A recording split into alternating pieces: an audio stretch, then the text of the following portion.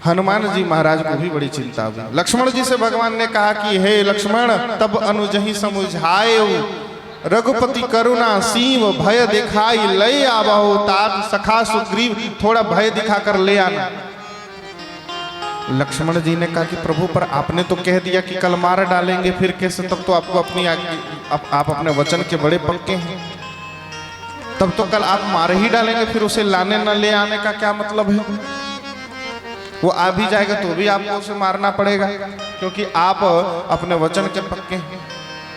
बोले अरे लक्ष्मण, तुम समझे नहीं, हमने तो ये कहा है कि मैं उसे कल मारूंगा, ये थोड़े कहा है आज मारूंगा। इसका अर्थ है यदि वो अपनी गलती स्वीकार करके आज क्षमा याचना कर लेता है तो वो मैं उसे मारूंगा ही नहीं।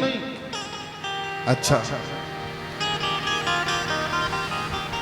और सुनो, थोड़ा सा डराना उसे और भय दिखाकर ले आना, क्योंकि देखो राम जी का स्वभाव है। राम जी रावण के पास भी जब अपने दूत भेजते हैं तो इतनी ही बात कहते हैं जो उनकी दिव्यता को प्रकट करता है, राम जी के स्वभाव की विशेषता को बताता है।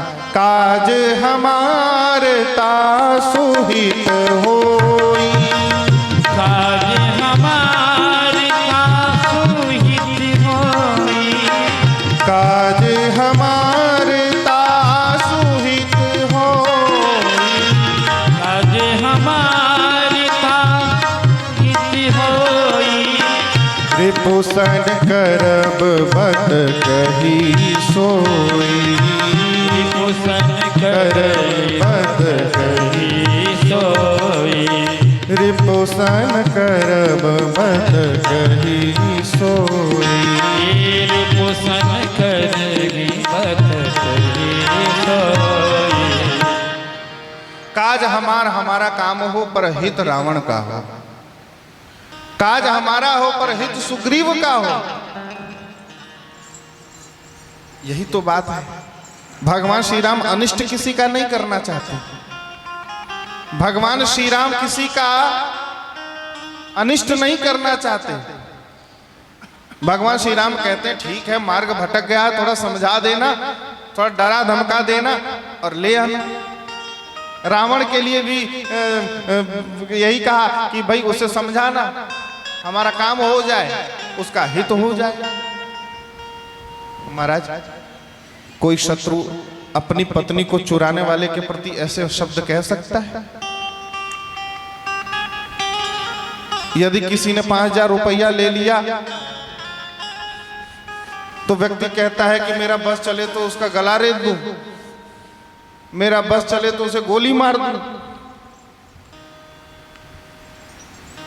लेकिन भगवान कहते हैं कि नहीं, ऐसा नहीं, उसका हित होना चाहिए। अरे शत्रु का भी हित यदि कोई चाहता है तो भगवान श्री राम चाहते हैं।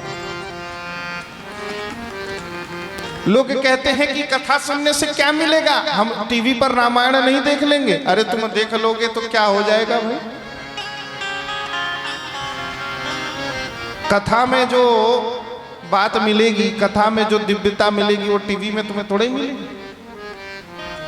बोले वही राम वाली कथा, एक ही तो बात है। किसी ने कहा भी था ना, एक राम एक रावण ना, एक क्षत्रिय एक बाभन्ना, वाने वाकी नारी चुराई, वासे वाकी भई लड़ाई, बस इतनी सी बात ना और तुलसी लिख गए पोथन्ना। अरे इतनी ही तो बात थी। एक राम थे, एक रावण था, एक क्षत्रिय थे, एक ब्राह्मण था। रावण ने राम जी की नारी को चुराया, सीता जी का हरण किया, दोनों में लड़ाई हुई, रावण मारा गया, राम जी जीत गए। बस इतनी सी बात थी। इतनी सी बात को बड़ी करके गोस्वामी तुलसीदास जी ने इतनी बड़ी पोथी लिख दी। अरे इतनी सी बात। संत जन कहते हैं कि स्वामी श्री रामकिंकर उपाध्याय जी महाराज, उनकी एक बात बड़ी अद्भुत, उन्होंने वो यही कह, देखो कि गंगा की धारा वो नई है कि पुरानी है? बोले गंगा की धारा पुरानी होती हुई नित्य नई है। अर्थात ये वही धारा है गंगा जी की जिसमें हमारे पूर्वजों ने स्नान किया है।